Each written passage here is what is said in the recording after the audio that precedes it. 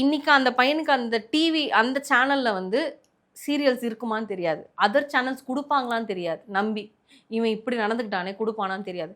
ஆனால் அவர் நடந்துக்கிட்டது தப்பு தான், அவர் விட்ட வார்த்தைகள் நிறைய தப்பு தான். ஆனால் அது ஹோஸ்ட் ஸ்டார்டிங்ல இருந்து என்கரேஜ் பண்ணாரே தவிர்த்து அதை வந்து என்றைக்குமே வந்து வேற எதுவும் அவர் பெருசாக செய்யலைன்றது தான். சீசன் முடிய போகுதுன்றப்போ இந்த சீசனை மொத்தமாக பார்க்கும்போது உங்களுக்கு இது எப்படி இருந்துச்சு? இந்த சீசன் பிக் பாஸ் 9 ஸ்டார்ட் பண்ணி ஒரு 2-3 நாளில் கேட்டேன், எப்படா முடிப்பீங்க இந்த சீசனை, ஐயோ இப்படி இருக்கே, நம்ம பிக் பாஸ்னால் எப்படி பார்ப்போம், இப்படி பார்க்க வேண்டியதாக இருக்கே அப்படிங்கிற மாதிரி நிறைய விமர்சனங்களுக்கு உண்டான ஒரு சீசன் தான் இது. பிரியங்காலாம் உள்ளே வரும்போது ஒரு சில விஷயங்கள் சொன்னாங்க இல்லையா, பார்வதி நெகட்டிவோ பாசிட்டிவோ இந்த ஷோ அவள் தான் ரன் பண்ணுறா அப்படின்னு சொல்லி, அது இன்னும் கண்டஸ்டன்ஸ் வந்து பார்வதிக்கு அகெயின்ஸ்ட் ஆகிறதுக்கு நிறைய இது இருந்துச்சு. அப்படி பார்க்கும்போது பரவாயில்லையே சூப்பர், அப்போ நல்லா இன்ட்ரெஸ்டாக போகும் இன்னும் அப்படின்னு பார்த்தா திருப்பியும் சண்டை சண்டை சண்டை.